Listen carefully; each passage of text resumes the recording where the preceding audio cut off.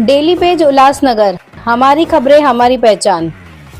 पहले सिंधी समाज के खिलाफ अपशब्द और अब भारत रत्न डॉक्टर बाबा साहेब आम्बेडकर का अपमान। उल्लासनगर में जितेंद्र अवार्ड के खिलाफ एनसीपी अजित पवार गुट का आंदोलन। अवार्ड के पोस्टर फाड़कर की जोरदार नारेबाजी।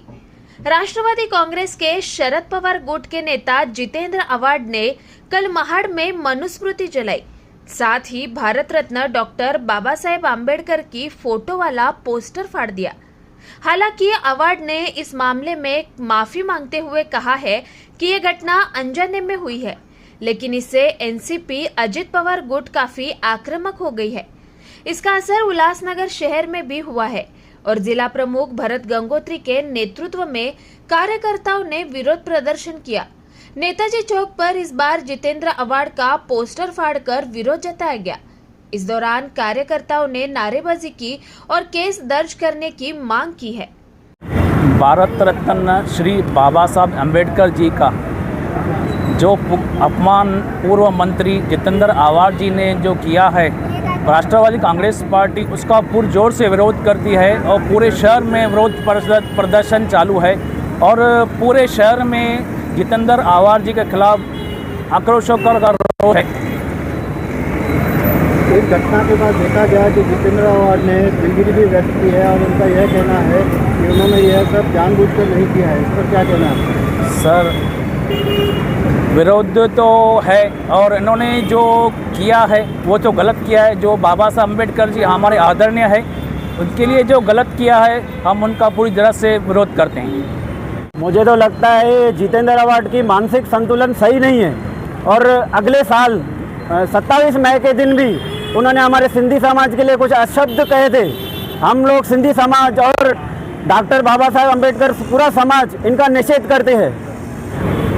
एकंदरीत आजचं आंदोलन हे असं आहे की माजी मंत्री जितेंद्र आव्हाड यांनी मनुस्मृतीचा पाठ्यक्रम व भगवद्गीतेचा पाठ्यक्रम लहान मुलांच्या अभ्यासक्रमामध्ये हा आला आहे, त्या विरोधामध्ये त्यांनी आंदोलन करण्याकरता गेले।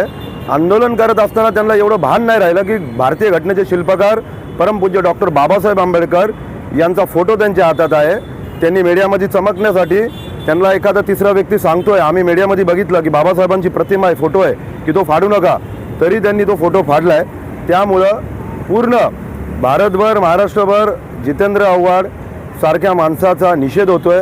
ते एका सत्ताधारी पार्टीमध्ये त्यांनी मंत्रिपद उपभोगलंय।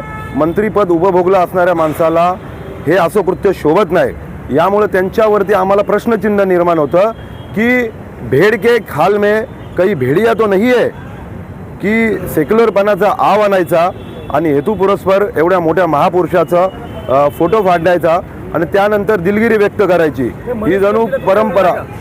मनुस्मृतीला तुमचा विरोध आहे का? मनुस्मृतीला त्याच्यावरती पण येतो। मनुस्मृतीला आमचा विरोध असणारच आहे। जरी आम्ही सत्तेमध्ये असलो तरी बाबासाहेबांनी मनुस्मृती का फाडली होती, मनुस्मृती काय आहे हे बऱ्याचशा इतर समाजाच्या लोकांना हे माहिती नाहीये। मनुस्मृतीचा विरोध हा आमचा कायम असणार आहे। पण त्यांनी माफी मागितली पहिल्याच दिवशी, पण दुसऱ्या दिवशी आंदोलन करायची गरज काय मग? माफी मागितल्यानंतर साहेब हे तर ट्रेंडच आहे ना। तुम्ही चूक करणार, एवढ्या मोठ्या महापुरुषाचा फोटो फाडणार किंवा याच्यासारख्या आणखीन चुका करणार आणि माफी मागायची। मग माफी मागितली म्हणजे आंबेडकरी अनुयायी किंवा इतर जे पक्ष आहेत त्यांनी शांत बसायचं का? याच्यावर तुम्ही काय कारवाईची मागणी करताय? त्यांच्यावरती कायदेशीर गुन्हा दाखल व्हावा। आज हे आम्ही अशा प्रकारे आंदोलन केलं आहे। उद्या आम्ही तहसील ऑफिसला जाऊन त्यांच्याविषयी रीतसर तक्रार देणार आहोत आणि पोलीस स्टेशनलाही त्यांच्या विरोधात तक्रार होणार आहे।